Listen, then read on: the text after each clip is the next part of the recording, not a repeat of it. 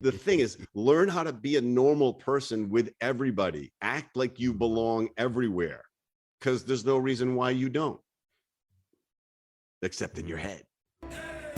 Welcome to the Going North podcast, where you will be informed, encouraged, and empowered to embrace your dreams and advance in life through authorship. I'm your host, best-selling author of the book Stay the Course, and certified leadership trainer, Don Reitman. Be sure to check out the goods and services from every guest, as well as the host himself, yours truly. Now let the fun begin.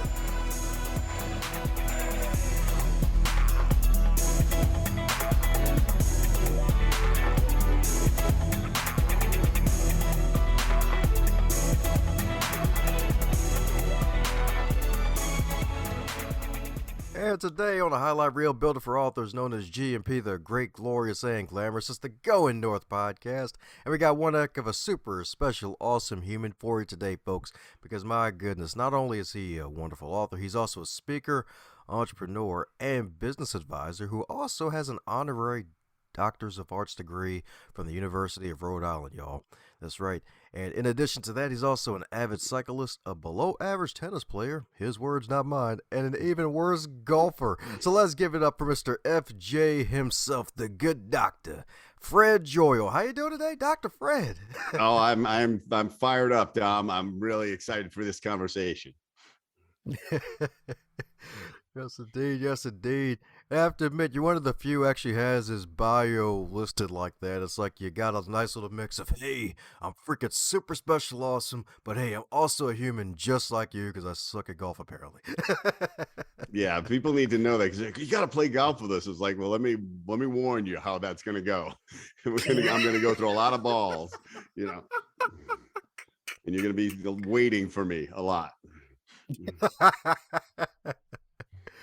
Yes, indeed. Yes, indeed. Well, speaking of waiting a lot, I hear you weren't always super bold, as they say, as the wonderful title of your latest book. You actually grew up shy, man. So how in the world was that transformation process for you? It was a real struggle as a young man to be that underconfident and that shy. I had real trouble meeting women. I had trouble doing jobs, and I missed out on a lot of fun and adventure and opportunity. And they just started stacking up, and it just made me frustrated. And I would see bold people and I would say, why are they like this? Like, how are they born this way? How do they get this way? And I just started to emulate them, even though it was incredibly uncomfortable to do so. And then I just started to create this positive feedback loop, because good stuff started to happen. And I went, oh, I get it. When you're bold and you step out of your comfort zone, all sorts of things you weren't even expecting start to happen, but doors swing open. And I started to become this person that didn't stop myself, because that's what I saw. I saw bold people are never the ones that stop themselves. They let somebody else try, and then they find their way through half the time anyway. And so I just started to bring this more and more into my life, and you end up starting a business. And then I did stand-up, I did improv comedy, and eventually moved on to public speaking, which I do on a regular basis. I really love doing it. I have zero anxiety. I can't wait to get on stage now. And the idea of public speaking was horrifying to me, like it is to a lot of people. They're terrified of it. I just punched my way through it to the point where I got good. I got good by sucking, right? Which is how you get good at everything. And what we're afraid of failure. Like, we hit 22 and go, I'm not failing at anything anymore. But bold people, like, they just look at failure as steps up. And so that's who I became. And eventually I said, I got to find a way to teach this so that people don't have to spend 30 years doing it like I did. Yes, indeed. Yes, indeed. That's right, indeed. And it's beautiful. It's like, my goodness, you're giving folks a 30-year shortcut, y'all. That's right, indeed. Yes, exactly. Yes, indeed. Yes, indeed. So, my goodness, my goodness. So, I'm guessing at the age of 13, you didn't see yourself where you currently are today, I'm assuming, by default. No, I was just couldn't imagine. I had no idea what I wanted to do with my life. I just, I had a small group of friends, but I didn't know how to interact with anybody. I didn't develop good social skills. Went to an all boys high school, which doesn't help. And made good friends there, but I just never could break out of my shell. There was nobody, because people would say, why don't you, just go talk to that girl or just relax or whatever. It's like, if I could do that, I'd be doing it. I don't know how to do it. I can't, something inside is stopping me. And I realize a lot of people identify with that problem. I taught a speaker training course this week, actually, for 22 people. And one of the women that came there, she said, I haven't slept for 2 weeks. I'm so anxious about doing this workshop. And I thought, wow. That's really, and she did really well. And she got incredibly good in 2 days with coaching. She was very receptive to it. But imagine something to keep you up at night that long, just because you're so anxious about it. And so I want to help people to get beyond that so that they can bring their full self to the world, that they can chase their dreams and not miss out on stuff, because time goes by, man. The clock is running all the time, and you don't know how long the coach is going to let you play. So play full out. Oh yeah, you're so right about that. Yeah, because some folks get taken out the game way too soon. Yes, they do. And you live to my age, and the body count starts going up, and you go, wow, it's like I've got to seize every day here, not just seize the day. It's because I don't want my tombstone to say he played it as safe as possible the whole way. I want it to say he died broken and laid it all on the mat, and big smile on his face when we buried him. Amen to that. Amen to that. 100 years from now, let's be clear. I'm not planning on it anytime soon. I'm planning on stretching it out, using medical science to keep me alive as long as possible. That's right, darn it. Live for a long time. That's right. Live longer than 50 wiener dogs, y'all. That's right. That's right. That's right. So my goodness. So thanks to really getting over that shyness, and now you're coaching others, and you even had a background in advertising. So what led you to that, man? I wanted to write for a living. That's all I knew, because it took me 8 years to finish college, and I focused on creative writing in my last couple of years of it. But I didn't know how to make a living. And I was, I had never been in an ad agency and didn't really understand the business. And then a friend of mine was working there as a storyboard artist. And he said, come meet me for lunch. And so I went into this agency in Los Angeles, and I was doing some goofed up job here in LA. I can't even remember what it was. And I walked into the agency, and I thought, wow, these are my people. This is my tribe. I could do this. And so I said to the general manager, who knew my friend, I said, I need a job. I want to work here. And he said, I'm not giving you a job because you don't know how to write advertising. And I thought, well, I know how to write, and I speak good English, And he said, there's a night school being taught by creative directors, working creative directors. Go there for 6 months, and then you'll probably know how to write advertising. So that's what I did. And it's one of those moments when people say, like, who created a turning point in your life? And it was that guy. Because he said, I'm not just going to give you a job because you're going to fail at it. You're not, I'm not giving you a job because you're a friend of mine or a friend of mine. Get good at this and then come back. And I got the first job. I went on an interview, got hired, and that just everything happened from there. And that was also where I started to exercise my boldness, because you couldn't just create good advertising. You had to pitch it to the client. So I learned to bring it, like I fully act out the spots and get right in the client's face and do it. And it was working, and they loved me. I was like a junior copywriter, and they would go, bring Fred into the meeting because he's going to play the whole thing out, and he's going to sell the damn thing. And so I fast tracked my way through the agency, and then eventually said, I want to start my own advertising business. And that's when I ended up splitting off and starting 1-800-Dentist, and ran that for 30 years. And that's another whole roller coaster, but that was using all my advertising skills to create a business of my own with a good friend of mine.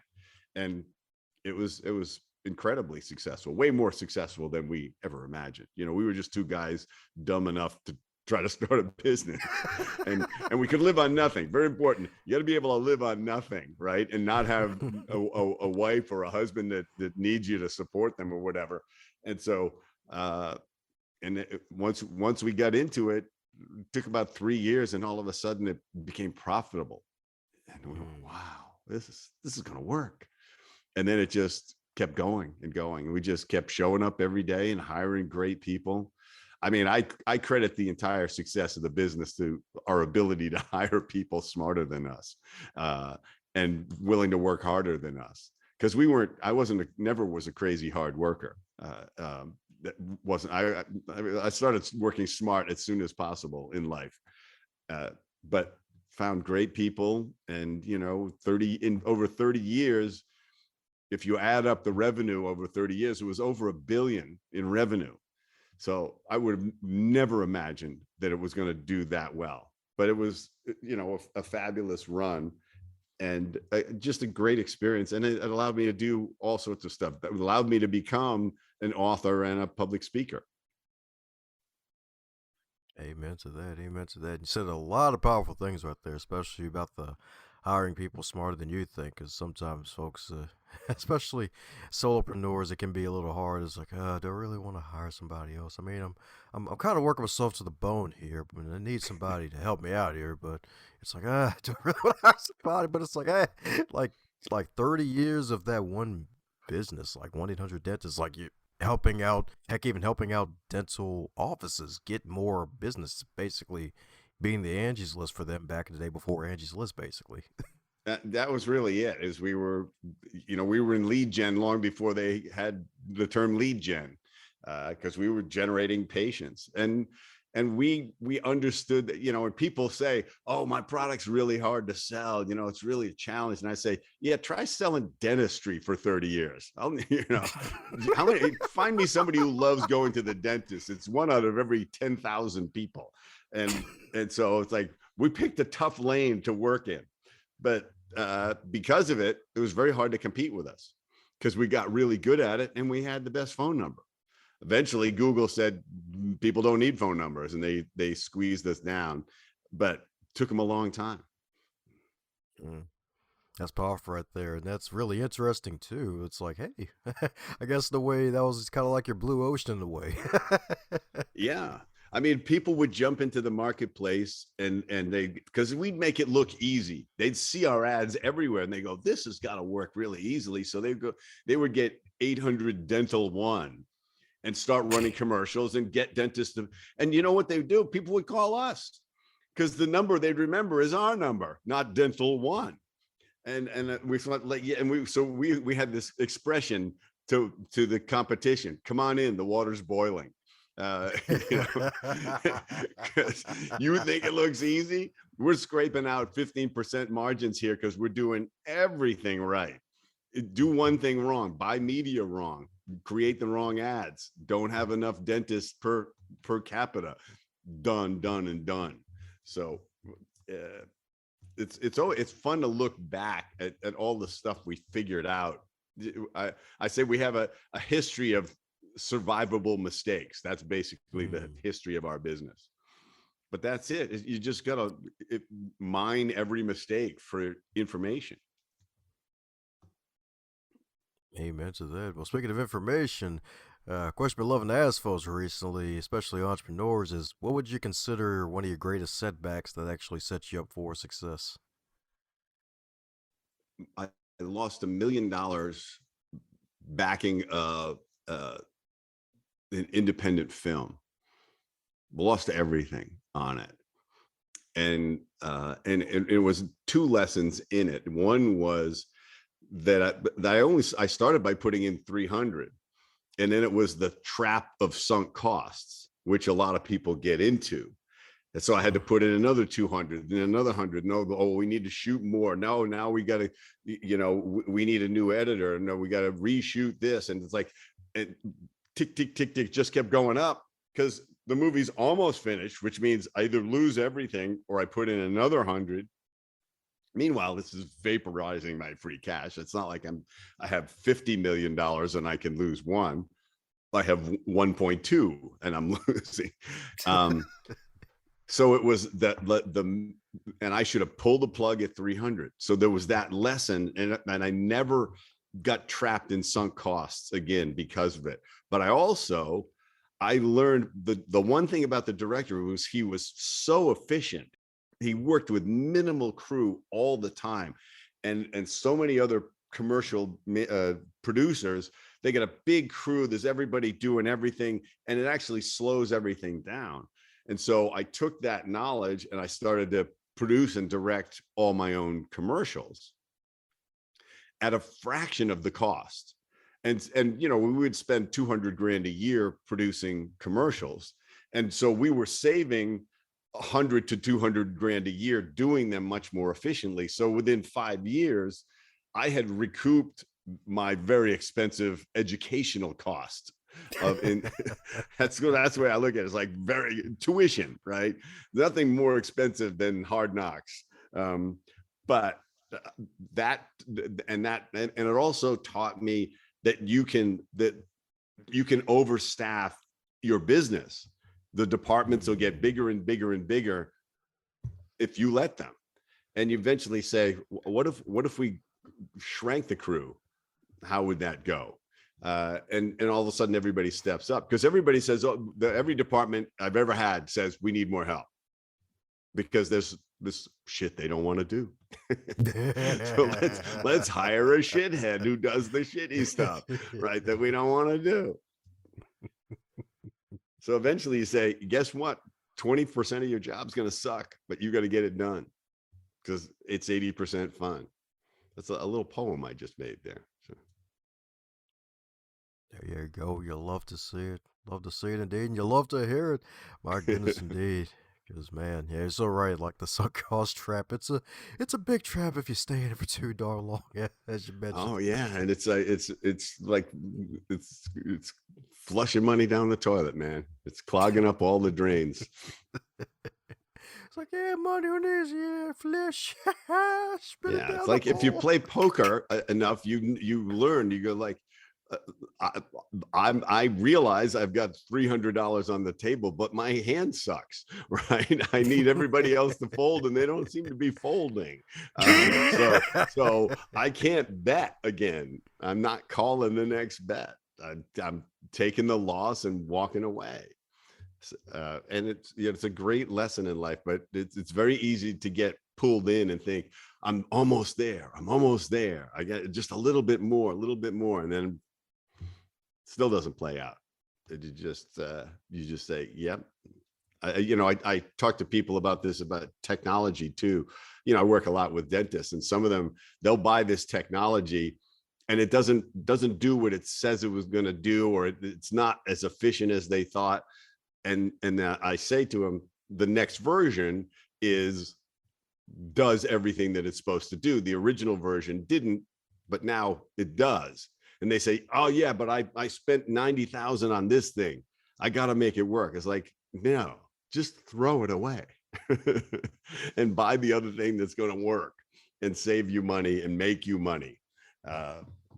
It's hard lessons to learn in business. Usually it's hard earned, hard paid lessons. Oh yeah, hard earned and hard paid indeed. That's right indeed. So my goodness, when man mentioned poker, there's also in your bio that you actually played Sir Richard Branson and beat him in chess, man. So how did that come about, man?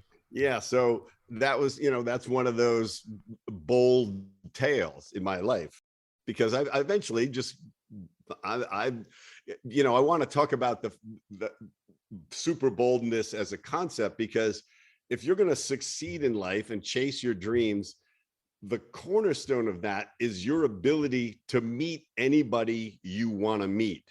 and have a normal interaction, and in fact, possibly a meaningful interaction. The way this happened with Richard Branson is I was down on Necker Island, which is one of the islands he owns down there. And I was with some business people. We had rented the island out for a week. And he either comes by or not. He's in another island. If his wife is off shopping in Miami or something, he'll bounce over to the island. And so we were all playing tennis, and I ruptured my Achilles tendon playing tennis. Ooh. So, I mean, it was bad. And I called the surgeon, and he said, well, there's no reason to, you don't have to fly home today, because this was like the first day of the vacation. He said, because it's not going to heal on its own. So he said, just enjoy the vacation as much as possible. And so I'm sitting there watching people play tennis, and Richard hears that I'm injured. And he comes over and he says, oh, well, this is such a bother that this has happened to you. Do you happen to play chess? And now I hadn't played chess in 40 years. Oh, wow. So shy Fred would have said, oh, no, I'm going to embarrass myself. So I'm not going to say yes. I better say no, because I barely remember how to play or whatever. And, he's going to think I'm an idiot for even saying I played. I didn't listen to any of those voices. I just said, yeah, I play chess. And so he says to somebody, get us a chessboard, get us a chessboard. He sits there on the couch with me, and I play, because I'm just remembering how to play. I'm playing such an unorthodox game that he can't figure out what the hell I'm doing. and finally I look down and I go, oh, that's check. Actually, it's checkmate. And he just looks up at me and he goes, you bastard. And he sets the board up immediately to play again. And we just started talking. He's one of my most, the people I admire most in the world as a business person and as a human being, as a humanitarian. So, I mean, I could just shower him with praise, but instead I just had a normal conversation with him, because that's what he wants to do. He's a very intelligent, playful guy, very engaged in politics and world affairs. And so we talked a ton about that. And then for the rest of the week, he would come find me to play chess. And then at the dinners, if he was there, he would say, sit across from me, sit across from me.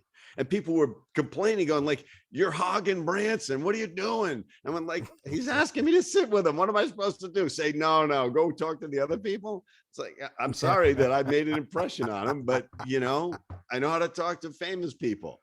And I've had conversations, deep conversations with, people I really admire, like Tony Robbins and Tony Hsieh, God rest his soul. He's Tony Hsieh from Zappos, just a wonderful man.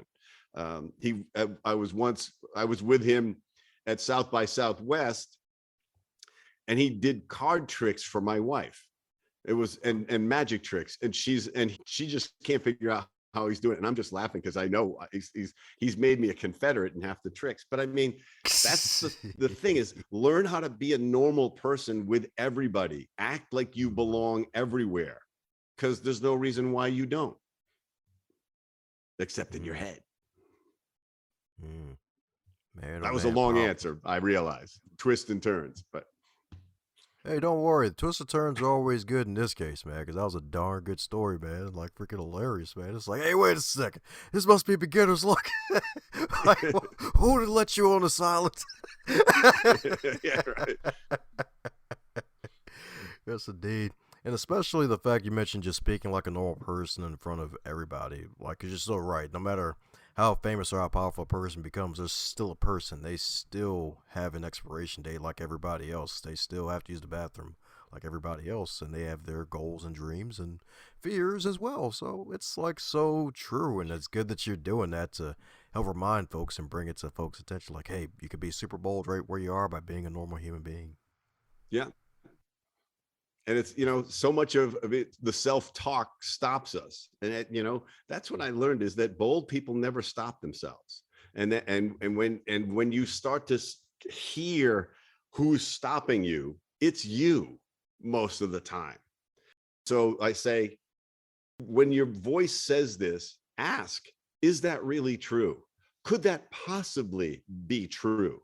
Or have you just come up with the worst case scenario, which is like a 0.1% chance of happening, and that's why you don't proceed? Because a great example, even just in meeting people, they did a survey of people who rode the New York subway, and they asked them, would you have a conversation?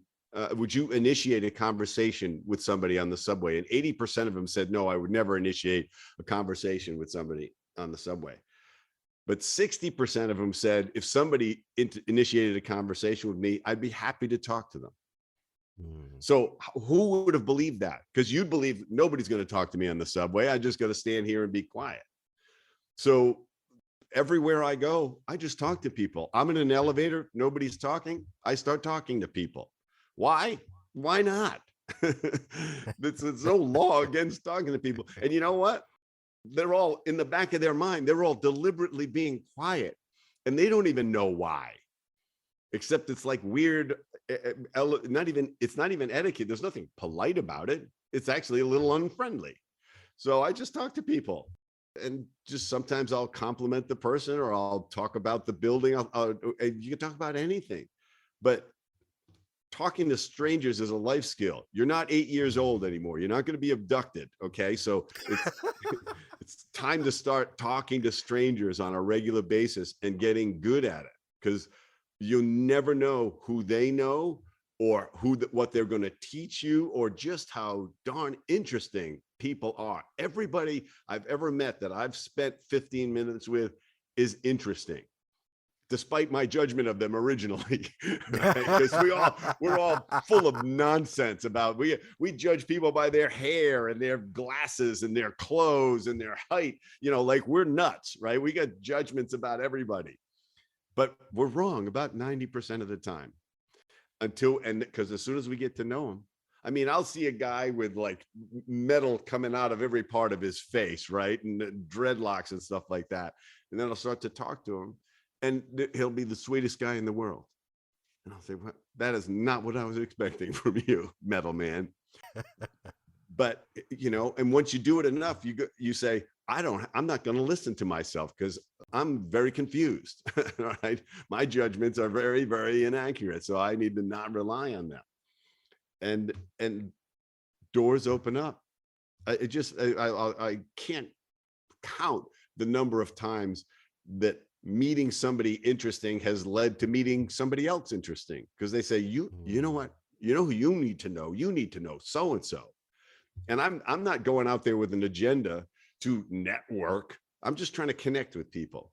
And that's kind of the key, is when you suspend that hidden agenda, that need for an outcome, and you just say, my only desire is to connect with this person at this moment as deeply as I possibly can, and find out what's interesting about them. That's when the magic happens. When you're have an outcome in mind, when you have an agenda, when you have a need, that's just like being the desperate guy at the prom, like nobody's going to dance with them. It's because we can smell it on people. We can smell when people have an agenda about why they're talking to us, and then they're deciding if we're a potential client, or whatever. Oh, yeah. Or a potential investor, instead of just, hey, be a human being and just take the time to connect, and stop worrying about what you're going to get out of it. Amen to that. Powerful indeed. Because you're so right. Folks can smell it a mile away. Heck, even 2 miles away, because the antennas are bigger now. Yeah. Desperation does not smell good. That's right indeed. That's right indeed. That's like Stetson cologne back in the day. That's right indeed. Let me stop. Yeah. Be in an elevator with that guy. You're wearing it by the time you get out. You're going like, it's still on me. It was an hour ago. Yes, indeed. Yes, indeed. So, my goodness. So, since you've been on this wonderful tour promoting your wonderful work with this book and everything else that you do, is there a question that you wish you'd be asked more often? I love it when people say, do you really think that boldness can be taught? And I say, I taught myself the hard way. I can teach you in way less time, and you'll get bolder and bolder the rest of your life when you understand how it can be done. It just took me way too long to figure out. So it is not something you're born with. It is something that actually got programmed out of you that you can program in really quickly once you start to change your mindset and start developing the social skills you need, but also just going out into your discomfort zone and finding out that that's where all the great stuff happens. And then retreat back into your comfort zone and refresh yourself. A lot of people pursue comfort as the goal. I like convenience, comfort. I don't want to get addicted to it, because comfort it's like going to sleep. That's where you rest yourself so you can go out and be uncomfortable and try new stuff, take risks. And, that's where the fun is. That's where the discovery is. That's where the deeper connections are. And I'm a bold introvert. I'm not like a show off or an attention whore or something like that. I revere the time I'm alone, but I can meet anybody I want. I'm never lonely, because I'll say, you know what? I'm tired of sitting here alone. I'm going to go meet somebody, or I'm going to call somebody. I'm going out to find people and connect with them. And so don't feel like, oh, well, I like being an introvert. That's an excuse. We are social creatures, and society and the internet and social media has isolated us, along with COVID. And we are meant to connect face to face, body to body, in groups with other people. This is deep, deep in our DNA. And when you don't nourish this, you become lonely, and you create a really unsatisfactory life. You may have, you find all of these things that you can hide in: video games, television, whatever, substance abuse, of course. But what you need is people. You need to find and expand your tribe. Now, you don't need 1,000 friends. I have 5,000 friends on Facebook. Do you think they know who the heck I am? But I got 10 really, really, really good friends, and another 50 good friends. And then I know probably 1,000 more people, just because I'm out in the business world all the time. But those 10 people, that's my quality of life right there. And that's all you need. You just need those people. And you may need a lot of alone time to achieve what you want to achieve, or you may need to collaborate with people to achieve what you want to achieve, right? If you're too underconfident to collaborate, you're impairing your success, especially if you want to be an entrepreneur. You got to find people to work with and work for you and lend you money or invest money in you. All of that stuff requires you to be outgoing, to collaborate, and to communicate with passion. It's not going to happen if you go, oh, I'm going to keep it all inside. I have a great idea, but I can't pitch it. Well, guess what? You'll be broke soon. Oh, yeah. Say that again. You can tell I go on 3 tangents. If you give me you light a spark, I have 3 different firecrackers go off in my head. Pew! Let me stop. Well, speaking of firecrackers, it also reminds me of magical food, because that's the next question. So if your wonderful book, Superbold, was a food, what would it be and why? Oh, it would be... Oh, that's so interesting to think about that. It would be a really, really exotic cocktail, like a pina colada made with fresh coconut and imported rum and a fresh slice of pineapple. Basically, just a discovery of the pure pleasure of life and how intoxicating life can be, and appreciate all of the flavors of life all mixed together.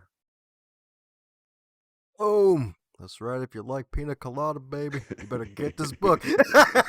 That's right. It comes with a free pina colada. What are you talking about? It's a little dry by the time you get it, but hey. There you go. That's right indeed. That's right indeed. Fun for all ages too, y'all. That's right. That's right indeed. Help them get that advantage early. Help them get that advantage early. Well, we're Yep. coming down to the magical question that every guest gets to receive, and that is if you're to wake up tomorrow and you're at 25 again, but you're still in 2022 with all of your knowledge and experience, what advice would you give to yourself? Pretty simple based on my book, but it's essentially step up. Step up every chance you get. Step up, speak up, try anything. Fear should be a motivator, not a deterrent.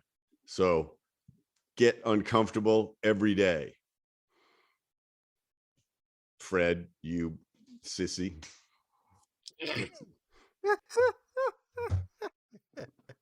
Be something like that. I would give him give him a little nudge, you know, I'd give him a little of the boys' school insult just to remind him that it really is me.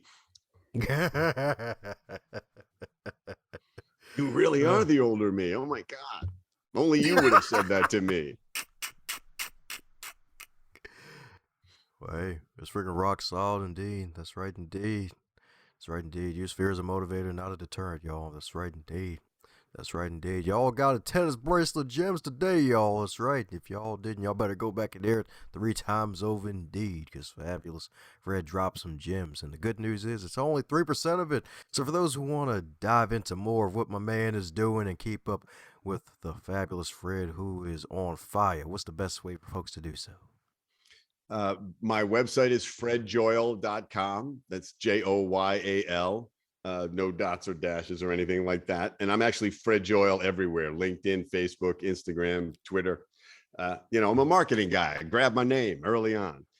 But, you know, I do keynote lectures. You can download the first chapter of the book on the website.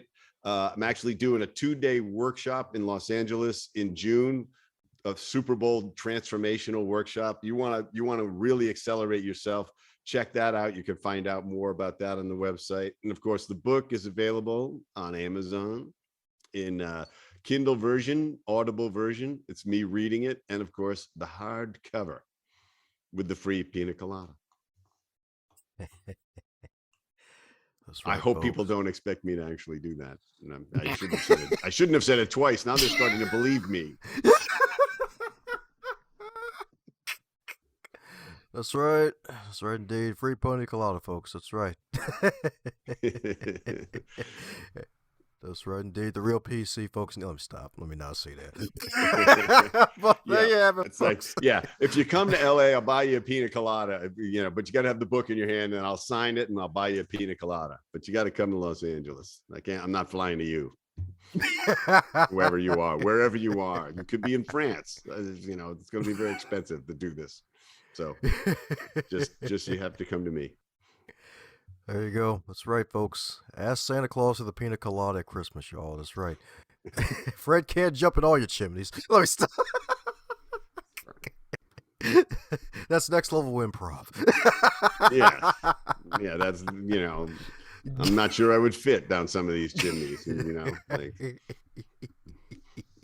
come out with pine tar all over me. It's not worth it. That's right indeed. That's right indeed. So don't let Fred get pine tar. Just check out all the stuff he's doing and keep up with all of his wonderful work. So any parting words before we close up shop? Yes. The only person you need permission from to have the life you want, to have an exciting, adventurous, fun-filled, love-filled life, the only person you need permission from is you. How's it going, my friend? I'm so glad you made it to the end. That shows that you are an uncommon finisher, and I am so grateful for you sharing your ears, your attention, and your time to this wonderful podcast to do something that'll take yourself to the next level. And for everybody else involved in this wonderful program, share it with at least 3 people in your network so that way more folks can not only catch the fire that is on this podcast, but can also be inspired to be their best.